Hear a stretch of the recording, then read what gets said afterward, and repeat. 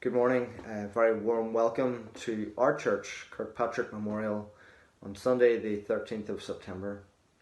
So you join me now on about take 26, so I'm really hoping that this is going to be the one. But if you do happen to hear dogs barking, children fighting and screaming, doors slamming, this time we're just going to ignore it. We're going to carry on. I hope that's okay with everybody this morning. So wonderful that you are all here with us. My name is Dan Hayes, and I'm delighted and glad to be able to lead our worship this morning.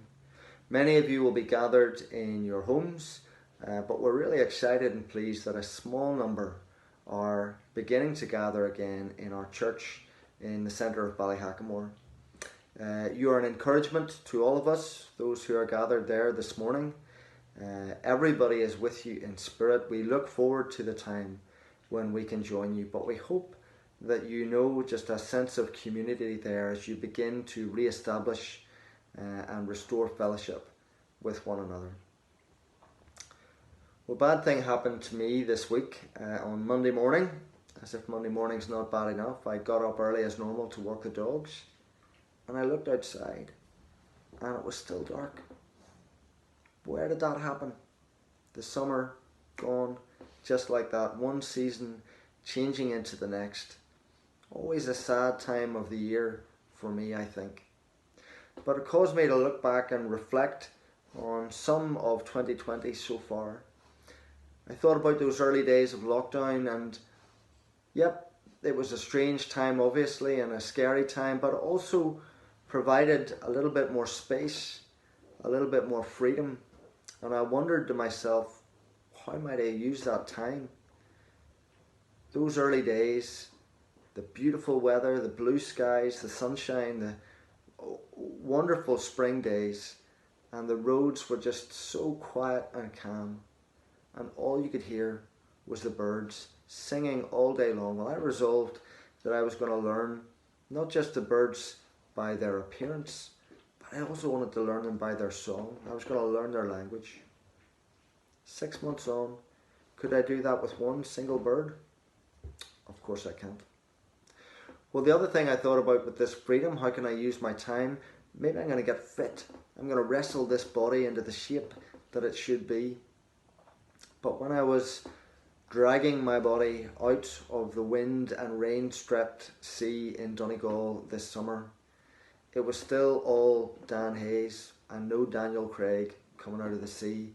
My wobbly bits were just as wobbly as they were at the beginning of the lockdown, I'm afraid. And finally my guitar sits in the corner of my bedroom, unloved and unplayed, and I thought this was going to be the time when I was finally going to take it down and master it. But sadly it is still there, collecting dust. But there was something about this time. You see, our culture, our world has a mantra, Christoph touched on it last week, that says what we need is bigger, faster, more. Bigger, faster, more. If you want to get anywhere, if you want to get ahead in life in any way, what you need is bigger, faster, more. But you know, for a little while, maybe it wasn't turned off, but at least it was turned down a notch or two in the dial. And there was that opportunity, that space for the still small voice that speaks deeper into our soul, deep calling to deep, that tells us that there can be another way. It doesn't have to be bigger, faster, more. I've been reading this little book over the last couple of months, Less is More, by a guy called Brian Draper. And I found it really, really helpful. Listen to this little bit that he writes. Here is a gift of true worth, divine presence.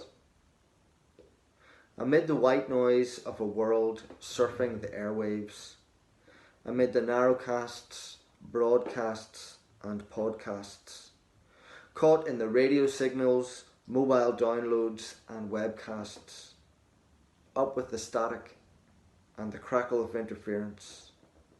One simple signal still pulses from ages past. like a heartbeat. Are you receiving me? Are you receiving me? Are you receiving me? Well, I hope this morning our hearts are saying, well, I want to receive. I want to receive. Lord, help me to receive. So we're coming into the presence now of the living God.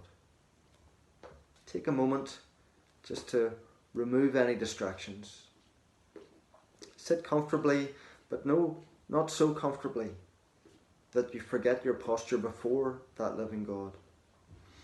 And maybe close your eyes. Take a deep breath or two, just to get ready to receive.